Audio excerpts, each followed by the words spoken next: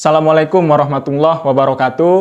Sahabat Kawah Novelty Indonesia dimanapun kawan-kawan berada, bertemu kembali kawan-kawan sekalian di sesi podcast kita, Prodeo Podcast kawan-kawan sekalian di sore hari yang berbahagia ini, cerah cuaca di Riau kawan-kawan sekalian, dan ini merupakan tanda secerah tema kita hari ini.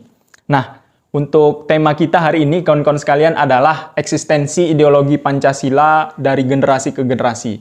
Sebagaimana yang kita ketahui bersama, kawan-kawan sekalian, Pancasila merupakan philosophy of Grundsleh dari bangsa Indonesia.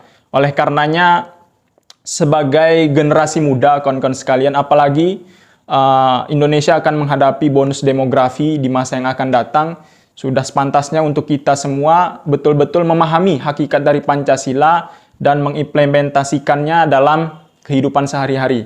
Dan rasanya kurang afdol kawan-kawan sekalian apabila kita mencoba menelusuri arti penting dari Pancasila namun kita tidak memahami apa itu sebenarnya hakikat Pancasila, kemudian eksistensinya, kemudian apa perannya untuk kita dari generasi ke generasi untuk mengimplementasikan nilai-nilai Pancasila sebagai wujud kecintaan kita dari bangsa Indonesia itu sendiri.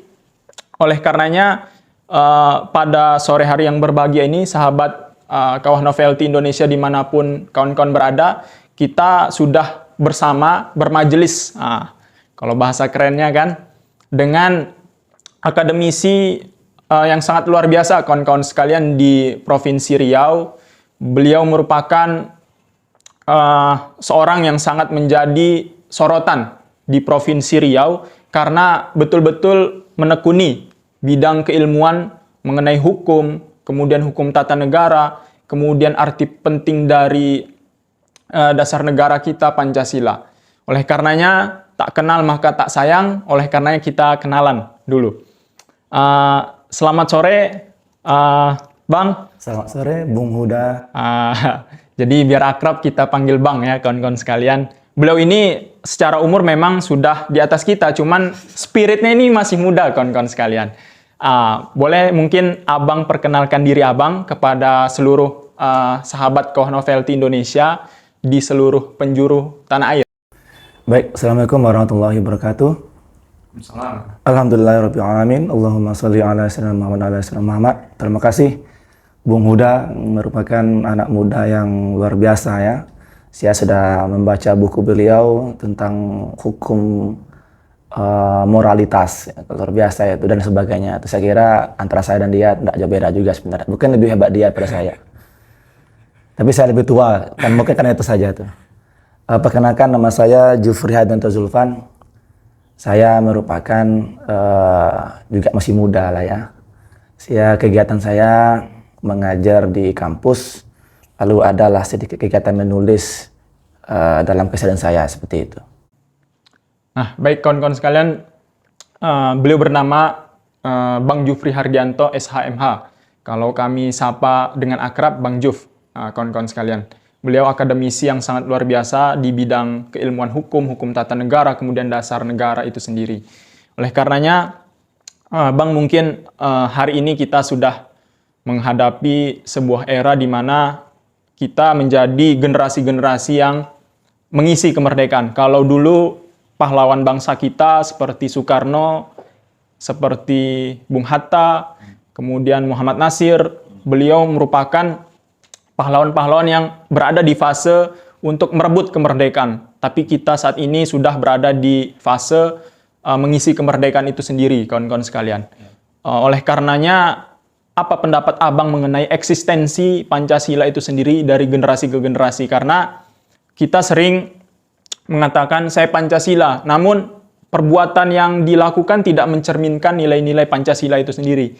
Saya Pancasila cuman tertangkap pula seminggu kemudian, pakai jubah oranye pula, itu pula yang kita sangat sayangkan. Silahkan Bang. Baik, terima kasih. Tema kita menarik ya, yaitu eksistensi ideologi Pancasila dari generasi ke generasi.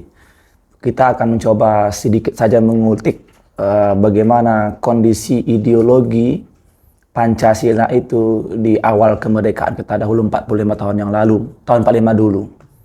Ketika itu kita sepakat dengan kesepakatan yang sama, yaitu Pancasila menjadi ikon atau menjadi dasar negara, menjadi resultan bersama segala golongan dan segala aliran, masuk di sana segala agama. Ini adalah kondisi Pancasila di awal kita merdeka. Kita memiliki common enemy, memiliki musuh bersama yaitu penjajah, serta di sisi lain memiliki penyemangat yang bersama yaitu Pancasila. Jadi ideologi Pancasila itu berhasil dirumuskan oleh 70 lebih anggota BPUPKI yang semuanya itu memiliki berbeda pandangan, berbeda agama, berbeda etnis, berbeda bahasa bahkan. Makanya Profesor Hamka dalam biografinya menggambarkan ketika saya di Konstituante tahun 50-an, kata Hamka, kami di sana berdebat di ruangan debat, tapi setelah kami berdebat, kami bisa ngopi bareng. Itulah Pancasila seperti itu zaman dahulu. Perdebatan di ruangan Konstituante atau DPR RI hari ini tidak merusak persaudaraan mereka. Kenapa? Karena mereka dieratkan oleh Pancasila sebagai ideologi negara sudah mereka sepakati bersama. Ini adalah paradigma Pancasila yang dicontohkan oleh tokoh bangsa dahulu. Lalu yang kedua menarik, bagaimana Muhammad Nasir merupakan ketua umum dari Masyumi ketika itu berhadapan pendapat dan ideologi dengan Bung Soekarno. Bung Karno dari PNI berpandangan nasionalisme, Bung Muhammad Nasir dari Masyumi berpandangan Islam, lalu juga ada NID berpandangan komunis dan sebagainya. Juga ada Sensari nanti sosialisme itu. Ada 4 tokoh yang berbeda cara pandang dalam membentuk negara, tapi mereka itu terikat erat dengan Pancasila. Perlu kita ketahui bersama bahwa sebelum tahun 65, Pancasila tidak ada masalah dengan komunis. Apa buktinya? Buktinya adalah Pancasila, buktinya adalah komunis, PKI itu menjadi partai pemenang keempat di era Soekarno. Itu tanda tak ada masalah. Tapi ketika tahun 65, paradigma yang berbeda terjadi. Ketika pemberontakan dilakukan oleh PKI terhadap para jenderal dan para bangsa, maka kita stempellah mereka sebagai pemberontak bangsa, dan ternyata itu benar.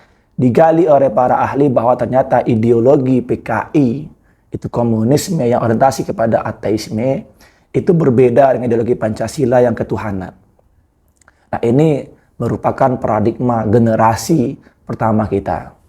Lalu masuk ke generasi Orde Baru, masuk masa tahun 67-68 ketika Jenderal Soeharto dilantik menjadi presiden oleh MPR RI. Ketika itu tidak ada Mahkamah Konstitusi. Soekarno itu dilengsarkan bukan melalui pengadilan, tapi melalui MPR RI, di-impeachment oleh MPR RI. Nanti juga sama berlaku di Soeharto, tak juga ada MK. Sampai ke Habibie tak juga ada MK. Sampai ke Gus Dur juga tak ada MK. Jadi kita punya 4 presiden yang diturunkan dari jabatannya tanpa melalui pengadilan. Semua melalui politisme. Ini tidak ada alasan hukum tuh. Sampai hari ini saya tak menemukan alasan etis kenapa Soekarno diturunkan, kenapa Soeharto diturunkan. Tak ada alasan hukum kecuali asal moralitas. Itu paradigma generasi Pak Harto. Lalu pasca reformasi tahun 98, ketika Pak Harto diselesaikan oleh para mahasiswa, muncul masih tak percaya ada tritura, kalau saya salah, 3 tuntutan rakyat itu. Misalnya masalah kemiskinan, pengangguran, hutang negara, dan macam-macam itu. Maka muncul lagi ideologi tunggal, namanya Pancasila, dan masalahnya adalah ideologi tunggal yang dikembangkan oleh Orde Baru ini, yang jadi masalah adalah terkesan ideologi Pancasila itu berkembang berdasarkan pemahaman pemerintah. Ini yang salah tuh begitu. Karena kalau kita cari sejarah dari awal, Pancasila sebenarnya tidak ditemukan oleh siapapun.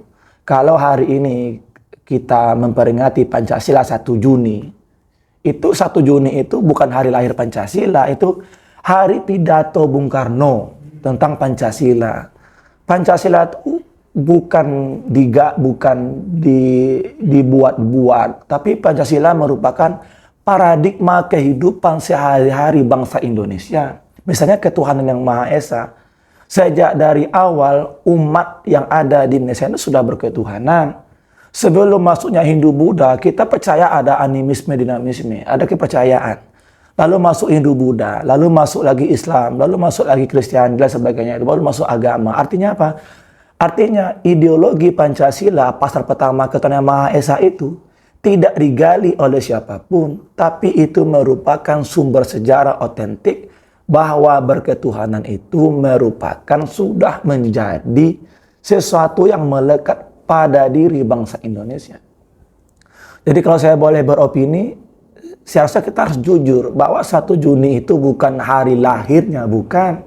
Tapi hari pidatonya Bung Karno. Karena sebelum 1 Juni juga ada pidato Muhammad Yamin, juga ada petoyannya itu begitu. Ini yang saya pahami begitu. Lalu yang kedua adalah tadi kata Bang Huda, ground slash. Pancasila ground slash itu benar. Tapi ada lagi yang daripada itu, yaitu state fundamental norm. Apa tuh? Pancasila bukan hanya menjadi dasar hukum bernegara, tapi juga menjadi dasar etika bernegara. Negara itu punya hukum wajib, tapi negara punya etika jauh lebih wajib. Kenapa? Etika itu yang akan membuat kita saling menghargai. Andai tidak ada hukum, tapi kalau kita saling menghargai, kita pasti akan nyaman. Tapi jika sebaliknya, hukum kita tuh banyak, tapi kita tak saling menghargai, tak ada etika, maka juga tak ada guna. Maka Pancasila sebenarnya di samping dia sebagai dasar hukum hidup bernegara, berbangsa, dia juga jadi dasar etika hidup berbangsa. Nah, itu yang pertama. Yang kedua, Pancasila itu ideologi, bukan agama. Jadi Pancasila itu ideologi. Apa ideologi? Dari kata idea dan logos, artinya ilmu tentang kepemahaman. Jadi Pancasila merupakan sesuatu yang dipahami secara resultan oleh banyak orang Indonesia. Pemahaman kita tentang cara pandang kita bernegara itu namanya Pancasila. Makanya Pancasila tidak ada rentetan, tidak ada semacam ritual, tidak ada, karena dia bukan agama. Makanya kalau ada orang mengatakan memperdebatkan eksistensi Pancasila dan agama, atau mengatakan agama Islam tak sesuai dengan Pancasila, ini ngawur. Kenapa? Agama itu tuntutan, ada tuntunannya, ada dalilnya, ada kitabnya, ada syariah, ada hadis, ada macam-macam ya. Pancasila tidak ada. Pancasila cuma 5 poin itu tuh. Itu tak ada jabarannya, tak ada kepanjangannya, dan siapa orang yang berhak mentafsirkan Pancasila? Semua kita berhak. Kenapa? Kita ini negara Pancasila, kan begitu. Jadi Pancasila adalah ideologi, bukan agama. Artinya ketika Pancasila bukan ideologi, bukan agama maksud saya, maka Pancasila itu dibuat berdasarkan pemahaman kemanusiaan seseorang. Tuh ya, jadi dia buat oleh manusia, bukan wahyu dari Tuhan. Ini yang pertama tuh. Jadi kalau saya sebagai seorang akademik, saya tidak akan mendewakan Pancasila. Kenapa? Dia itu buatan manusia. Dan mungkin ini saya menduga sebagai orang akademik, saya menduga jika seandainya tahun 2035 nanti ke depan generasi kita merasakan Pancasila mesti ditambah, kan begitu, atau dikurang, saya pikir kalau ditanya ke saya secara teorinya, bisakah Pancasila diubah atau tak diubah? Secara teori kalau dalam pikiran saya, bisa. Kenapa? Karena itu buatan manusia. Ketika kita tak lagi sepaham dengan isi yang 5 itu, maka kita harus berupaya mencari sesuatu agar sepaham lagi.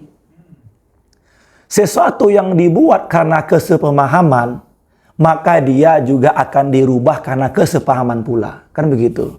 Hukum, undang-undang direview oleh MK menggunakan hukum. Kenapa? Hukum dibuat pakai hukum. Pancasila dibuat tak pakai hukum, tapi pakai resultan atau kesepakatan bersama. Begitu, Bung Huda. Oke. Menarik kawan-kawan sekalian, sudah banyak paparan yang beliau sampaikan tadi kan. Jadi bangsa Indonesia ini juga kawan-kawan sekalian luar biasa, tidak ujuk-ujuk kemudian merdeka, ya Bang. Merdeka tiba-tiba kita menikmati segala macam fasilitas yang Tuhan berikan kepada kita di Republik Indonesia yang tercinta ini. Kita juga dikaruniai Pancasila, kawan-kawan sekalian, yang merupakan sebagaimana yang beliau katakan tadi, state fundamental norm. Ini lebih tinggi kawan-kawan sekalian dari filosofi Gronslehr, kawan-kawan sekalian. Jadi dulu juga kawan-kawan sekalian menarik, pendiri bangsa kita itu ngopi bareng setelah berdebat panjang. Itulah memang keinginan kita sebenarnya. Jadi jangan ada opini ataupun hal-hal yang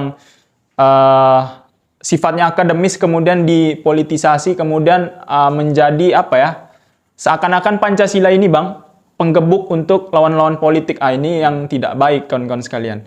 Pendiri bangsa kita juga sudah mencontohkan kawan-kawan sekalian bagaimana berdebat dengan baik. Kemudian inilah yang akan menjadi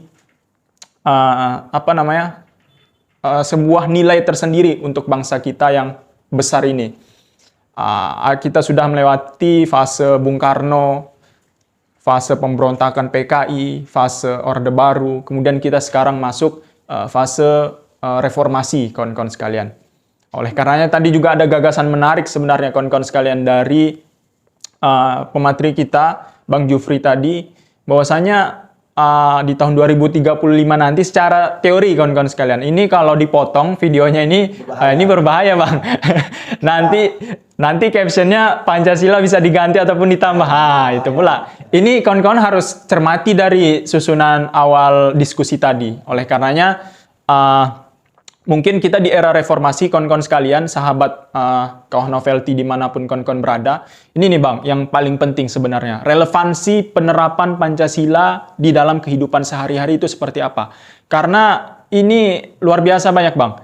Pejabat lah, kemudian mahasiswa, kita harus juga objektif kawan-kawan sekalian. Rakyat biasa, itu betul-betul harus mengimplementasikan nilai-nilai luhur ini. Jangan sampai pejabat ada yang mengatakan saya Pancasila tapi dia tidak toleran. Ada pejabat mengatakan saya Pancasila tapi besoknya pakai rompi oren. Itu pula kan yang jadi permasalahan kita kawan-kawan sekalian. Menjadi penggebuk untuk lawan-lawan politik. Ini juga sangat disayangkan. Karena Pancasila sendiri lahir itu berkat rahmat Tuhan Yang Maha Esa, rahmat Allah Subhanahu wa taala. Oleh karenanya Bang, bagaimana nih Bang relevansi penerapan Pancasila di masa kini? Sebagai generasi muda kita harus tahu nih kawan-kawan sekalian. Ini menarik. Pancasila itu sudah kita kukuhkan menjadi ideologi bangsa. Itu sejak tahun 45, kalau sekarang berarti umurnya sudah 70 tahun lebih. Udah kakek-kakek dia tuh. Sudah 70 tahun lebih ideologi Pancasila itu menjadi ideologi bangsa Indonesia. Artinya sudah tua dia. Tapi walaupun sudah tua itu, kita tidak mendapati masalah yang krusial terkait dengan Pancasila itu sendiri. Terkecuali masalah pada penafsiran saja belaka. Tapi itu tak berbahaya, karena sesuai dengan kita kembali ke negara hukum. Masalahnya adalah, tadi kata Bung Huda, bagaimana kondisinya pejabat yang ngaku Pancasila. Orang partai yang ngaku Pancasila, menteri yang ngaku Pancasila, bahkan tak mustahil mungkin presiden ngaku paling Pancasila. Ini apakah benar? Atau siapa yang Pancasila, kan begitu? Apakah rakyat yang Pancasila, atau dosen yang Pancasila, atau penulis yang Pancasila, atau siapa yang Pancasila, kan begitu? Yang pertama adalah karena Pancasila sebagai dasar etika, maka Pancasilaisme itu diukur dari nilai. Apa itu nilai? Bahwa nilai merupakan sesuatu yang berharga yang melekat pada diri seseorang. Nilai itu bukan hanya angka. Contohnya misalnya bagi saya ibu saya tak ternilai. Artinya bukan berarti diangkakan, bukan, tapi kehadiran ibu saya menjadi motivasi hidup saya. Kehadiran Pancasila seharusnya menjadi dasar motivasi hidup kita lebih akrab lagi. Misalnya ketuhanan yang Maha Esa. Dalam makna ketuhanan yang Maha Esa, di sana ada nilai-nilai untuk menjunjung tinggi nilai-nilai agama. Misalnya yang Muslim dan Muslimah. Ketika ketuhanan yang Maha Esa dicantumkan dalam Pancasila, maka nilainya adalah setiap orang yang beragama di sana wajib menaati aturan agamanya. Misalnya yang perempuan pakai hijab, itu aturan agama. Yang laki-laki sholat fardu, berpuasa, itu konsekuensi ketuhanan yang Maha Esa. Jadi ketuhanan yang Maha Esa jangan berhenti di makna, tapi di sana ada nilai, ada value yang dapat mengeratkan hubungan kita antar agama. Itu yang pertama. Yang kedua, di sana ada konsekuensi terkait dengan penjagaan agama itu. Ketika negara mengakui makna ketuhanan yang Maha Esa menjadi pasal Pancasila yang pertama, maka secara tidak langsung negara harus mengamankan nilai dari Pancasila itu. Apa itu? Mengamankan orang-orang yang beribadah. Imam dijaga, jangan ditusuk. Muslimah yang pakai hijab jangan diganggu. Kenapa? Ini adalah makna nilai dari ketuhanan yang Maha Esa. Maka saya bilang tak boleh berhenti itu. Yang kedua di sana ada kata moral. Moral berarti dari kalimat mores yang artinya tabiat atau kelakuan. Pancasila mengarahkan kita kepada tabiat yang di sana ada kalimat adil dan adab. Apa tuh bunyinya tuh? Keadilan dan ada kan dalam bunyi pasal Pancasila itu kan? Kemanusiaan yang adil dan beradab. Adil itu kalimat dari bahasa Arab. Adab itu kalimat dari bahasa Arab. Maka sangat kental Pancasila itu diisi oleh bahasa-bahasa yang bernuansa agamis. Artinya tidak boleh Pancasila itu secara eksplisit dan implisit dijauhkan dari agama. Maka cara mentafsirkan terbaik Pancasila adalah mengembalikan dia kepada makna asal gramatikal bahasa. Misalnya adil. Adil berasal dari bahasa Arab. Maka menafsirkan Pancasila yang paling tepat adalah dengan mencari tafsir dari apa itu adil. Kenapa? Adil itu bahasa Arab. Bahasa Arab yang sudah dinasionalisasi menjadi bahasa Indonesia. Berdaulat. Adab juga sama. Makanya adab itu juga merupakan bahasa agama, apalagi agama Islam tuh. Oleh sebab itu maka nilai-nilai adab juga bergantung kepada nilai-nilai agama. Terakhir terkait dengan norma. Setelah pejabat tadi menginsansi adanya nilai yang harus dijunjung tinggi, pejabat tadi menginsansi adanya moral, maka pejabat tadi juga harus dikungkung dengan namanya norma. Apa itu norma? Menjadikan nilai dan norma tadi dalam bentuk hukum. Pancasila jika dia hanya menjadi grenom tadi, dasar hukum, hanya menjadi dasar etika tanpa dikembangkan menjadi undang-undang, maka siapapun bisa melanggar Pancasila. Kenapa? Karena tidak ada pasal yang mengatakan jika melanggar Pancasila dipidana. Tidak ada. Berarti gimana Pak? Jadi hierarkinya adalah Pancasila itu harus dinormakan dengan norma yang lebih rendah, yaitu berupa perundang-undangan. Misalnya undang-undang tentang anti pedustaan agama. Undang-undang tentang arti pornografi. Undang-undang arti minuman keras. Semua undang-undang ini merupakan hasil memperas dari nilai-nilai Pancasila yang dibentuk menjadi norma, menjadi aturan hukum yang berlaku. Jadi begitu. Jadi pejabat itu harus diikat dengan hukum. Tidak boleh tak diikat. Meskipun dia sudah menjadi arti Pancasila, lalu dia diikat dengan hukum. Jadi begitu. Nah, luar biasa kawan-kawan sekalian ya. Jadi ini pejabat harus diikat dengan aturan-aturan hukum, dan hukum itu memang sumbernya haruslah Pancasila, kawan-kawan sekalian. Jadi jangan sampai ketika rakyat menyampaikan aspirasi nih Bang, ini lagi hangat juga kan. Di dalam ulang tahun pula Bang. Itu jadi yang rakyat lagi demo di luar untuk orasi menyampaikan aspirasi, di dalam ulang tahun merayakan. Ini yang tidak etis sebenarnya untuk kita lihat. Dan ini kita melihat dari sisi Pancasila, kawan-kawan sekalian. Kalau betul-betul kita ingin Pancasila 100%. Jadi jangan setengah-setengah. Nanti aku Pancasila, digebuk lawan politiknya. Cuman dia pula yang mengkhianati Pancasila. Ini yang tidak etis untuk kita semua. Oleh karenanya sebagai masyarakat, sebagai pejabat, sampai sebagai presiden pun kita harus menghayati Pancasila dan mengimplementasikannya dalam nilai-nilai kehidupan sehari-hari. Tadi juga Bang Jufri menyinggung Pancasila ini harus diimplementasikan, wujudkan dalam bentuk undang-undang. Kita juga punya alhamdulillah undang-undang anti penistaan agama, kemudian undang-undang pornografi, larangan minuman beralkohol, Oleh karenanya ini sebuah sebuah kemajuan kawan-kawan sekalian. Jadi ini patut kita syukuri. Kemudian mungkin ini Bang, sebagaimana yang Abang katakan tadi kan, Pancasila ini beliau mengatakan sudah tua. Tapi kawan-kawan jangan salah arti, nanti sudah tua seakan-akan ini itu bahasa akademis kawan-kawan sekalian. Itu biasa kalau dalam dunia akademis. Nah, tentu seiring berjalannya waktu ini kadang kita manusia pun sebagai makhluk hidup ada ujian, ada cobaan. Begitupun Pancasila. Karena usianya yang mungkin sudah menginjak di usia yang sudah tua kawan-kawan sekalian, tentu harus akan terjadi fitrahnya, yaitu ujian eksistensinya, cobaan. Bagaimana pandangan Abang tentang ujian dari eksistensi keberadaan Pancasila itu sendiri? Oke. Setiap ideologi itu akan diuji oleh zaman. Misalnya ideologi komunisme yang dibuat oleh Karl Marx itu. Ideologi Karl Marx itu terakhir sebagian ahli mengatakan berjaya tahun 60-an. Lalu dia hilang. Hilang kenapa? Digerus oleh zaman. Kenapa? Ideologi komunisme dianggap tak lagi relevan dengan zaman. Lalu muncul lagi ideologi fasisme itu yang ada di Nazi.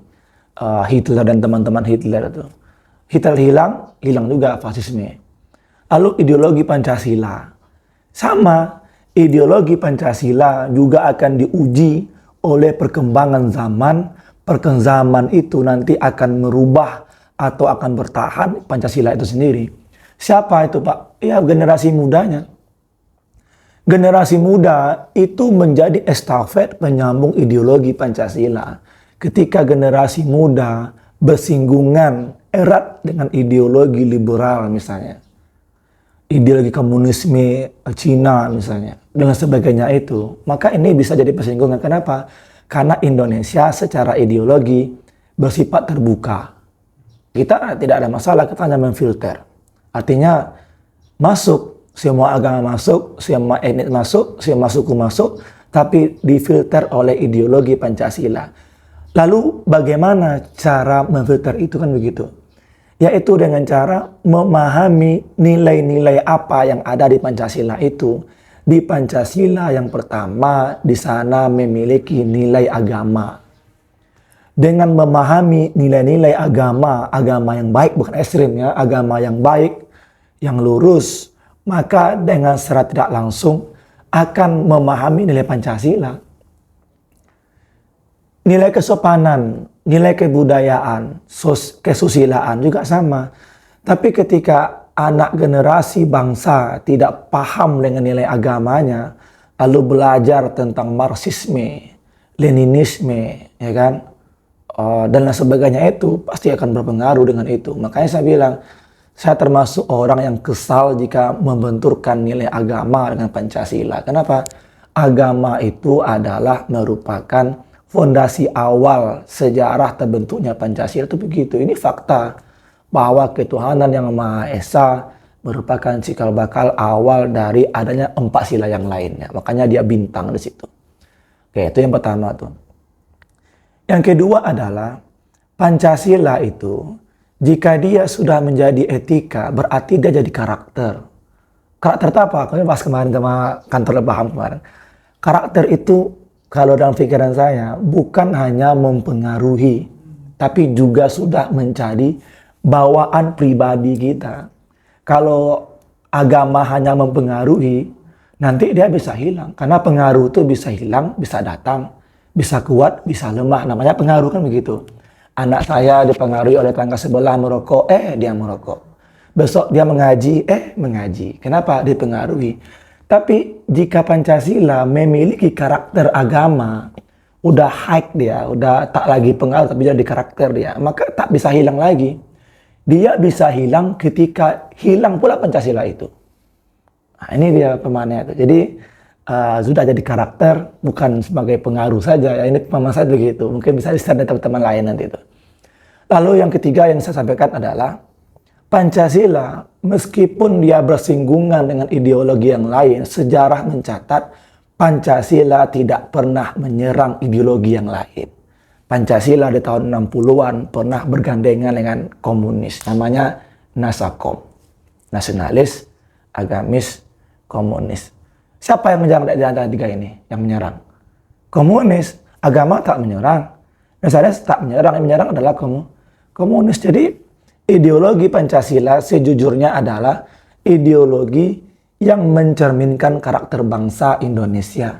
Makanya kalau saya boleh berpikir, jika hari ini berlaku KUHP terbaru, misalnya larangan tentang perzinahan itu bagus. Larangan tentang alkohol itu bagus. Larangan tentang check-in hotel yang tak sembarangan itu bagus. Kenapa? Di sana sudah mengakomodasi nilai Pancasila. Andai pun tidak ada KUHP terbaru, sejujurnya perzinahan juga tidak boleh. Kenapa? Pancasila itu berketuhanan, artinya beragama. Jadi begitu pemahamannya tuh. Makanya saya sebagai orang hukum ketika ada kalau salah duta besar Amerika yang menggugat adanya HAM, dianggap dekadensi moral, dianggap merusaknya HAM demokrasi di Indonesia, dia tidak paham. Dia membawa culture budaya dia, law atau state di budaya dia, dibawa ke di kita itu berbeda.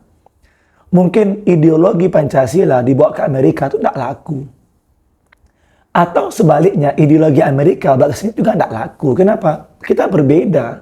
Makanya ketika kita menerima kritikan, saran, bahkan pujian dari bangsa asing, ketika ada kritikan jangan patah semangat. Ketika ada pujian jangan pula terbang ke langit. Kan begitu. Kenapa? Karena kita berbeda. Misalnya dulu ada di negara Brunei Darussalam, Sultan Brunei Hasan al-Bolkiah membuat hukum di negaranya, larangan homo. Setiap homo di Brunei akan dibunuh tuh. Kabarnya begitu. Lalu rame-rame internasional melarang itu. Kata Hasan al-Bolkiah, ini negara kami, this is my country, ini negara saya. Culture budaya saya tuh Islam berkemelayuan, bukan Islam liberal, bukan kapitalisme, itu berbeda. Yang terbaru hari ini, Qatar negara Islam, tidak boleh di sana minuman keras, tidak boleh di sana perzinahan. Qatar dilarang pakai LGBT itu ya. Makanya Jerman itu tidak boleh memaksakan diri ideologi mereka bawa ke Qatar. Kenapa? Berbeda budaya. Makanya kalau cerdas mereka akan memaksakan diri. Sama-sama. Ketika saya ke Jerman, misalnya saya orang Indonesia, saya juga tak akan maksa Pancasila di sana. Ngapain? Nggak cocok juga. Juga sebaliknya. Makanya kalau kita bersikap bijaksana, filosofisnya adalah setiap bangsa itu memiliki ikonik ideologi yang berbeda sesuai dengan budaya masing-masing. Seperti itu. Nah, luar biasa kawan-kawan yang sekalian, menarik. Tapi gini Bang, kadang orang yang bertentangan dengan Pancasila itu pula yang dibilang open-minded. Contoh, sekarang misalnya LGBT, seakan-akan dulu kita tabu berbicara tentang LGBT kan. Sekarang berbicara itu seakan-akan kita sudah open-minded. Ramai-ramai kita mengkritisi hal-hal yang sebenarnya itu sudah tabu di kebudayaan kita. Kemudian banyaklah fenomena, karena ini juga sudah akhir tahun kawan-kawan sekalian, penutup 2022. Banyak juga fenomena-fenomena catatan-catatan seperti aparat yang seharusnya mengayomi Bang, justru itu pula yang terjadi peristiwa-peristiwa oknum ya kawan-kawan sekalian, oknum, peristiwa jual beli narkoba, kemudian pembunuhan yang saat ini kita soroti kawan-kawan sekalian. Ini kan merupakan sebuah hal-hal yang sangat mencederai Pancasila itu sendiri kawan-kawan sekalian. Oleh karenanya bagaimana pendapat Abang nih Bang, solusi terhadap Pancasila ini sejatinya sudah digerus. Itu pula kan narasi kita. Bagaimana solusi Abang mengenai merawat aset terpenting kita semua kawan-kawan sekalian, Pancasila yang mengakomodir seluruh masyarakat Indonesia, apapun latar belakangnya, sukunya, agamanya. Bagaimana kita menjaga ini Bang? Oke, yang pertama dijaga dengan kepemahaman. Saya ambil dalam studi public policy namanya unofficial participant, yaitu kebijakan itu dipengaruhi oleh aktor negara dan luar aktor negara. Misalnya LGBT tadi itu, homo. Dulu saya di usia SD SMP, saya bencong homo itu. Saya marah tuh, bahkan saya lempar tuh. Kenapa? Kamu homo, jijik rasanya. Tapi hari ini kenapa jadi tabu dia? Kenapa kita takut seolah-olah homo itu tak lagi sebuah masalah, homo jadi hal biasa. Kenapa? Karena di sana ada unofficial partisipan. Apa tuh? Ada faktor penguat pemahaman ini melalui media, misalnya framing media. Media barat selalu menframing tentang hak asasi manusia, human right in the world, tentang homo. Homo dalam tafsir mereka itu sebagai hak, one love. Ya, one love. Tapi homo dalam pikiran kita itu bukan hak, tapi sebuah jalan yang salah. Atau bahasa dokternya penyakit, mungkin ini mungkin salah atau kurang, nanti kita koreksi lagi lah. Tapi tak cocok dengan negara kita. Tapi kenapa hari ini kita dibenturkan dengan homo seperti LGBT itu? Ini tergantung pemahaman kita. Jika kita memahami Pancasila dengan terbuka yang liberal, maka homo pun kita anggap Pancasilais. Kenapa? Di sana ada kalimat adil. Setiap orang berhak saling mencintai. Wah, adil dong. Tapi dia lupa adil yang dimaksud itu adil yang bagaimana? Adil yang dimaksud adalah adil yang tidak merusak generasi bangsa. Maka tadi saya bilang ada nilai, ada moral. Adil itu harus dengan menggunakan moral. Mungkin laki-laki sama laki-laki dia saling cinta. Mungkin dia bahagia. Tapi tidak menguntungkan negara. Loh kok bisa? Karena laki-laki dan laki-laki tidak menghasilkan generasi. Kan begitu. Jadi ada masalah di sini. Makanya negara harus memiliki pemahaman Pancasila yang hebat. Sehingga homo LGBT ini harus dipertegas oleh negara seperti Qatar, seperti Brunei gitu. Itu bagus, itu keren. Lalu yang kedua tadi itu minuman keras ya. Keras. Kemudian apa Bang? Aparat yang seharusnya menjadi contoh teladan bagi masyarakat, namun terjadi. Saya juga khawatir nih, jangan-jangan kita lebih paham Pancasila ketimbang aparatnya. Ini kan berbahaya nih. Saya ngajar Pancasila di kampus, malah saya disuruh anti Pancasila. Ini saya membaca buku Pancasila, membaca teori Pancasila, bahkan filsafat Pancasila, bahkan saya tulis tentang Pancasila. Pas di lapangan kata Pak Polisi, kata oknum, kamu anti Pancasila. Loh kok bisa? Kan begitu. Inilah masalah kita hari ini.